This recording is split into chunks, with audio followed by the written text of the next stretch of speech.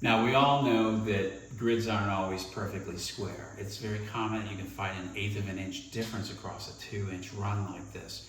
So you have to have a way of cutting and accommodating for out of square cuts. We do that with the RevealCut by utilizing these jigs.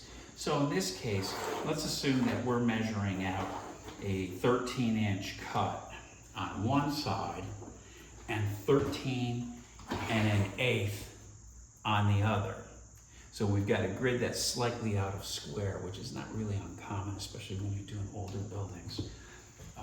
In this case, the main difference is that we're gonna just use the jig stops to line up our tile. We're not gonna use the tile stop, because if you go flush to the tile stop, you're always gonna get a square cut.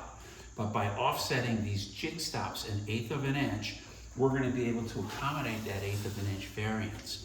This is a fiberglass tile cutting, so it's very easy for us to get through.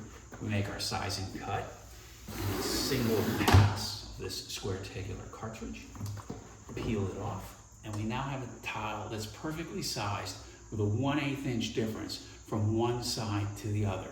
An important thing to remember is that when you measure your grid, you have to transpose those measurements on the platform.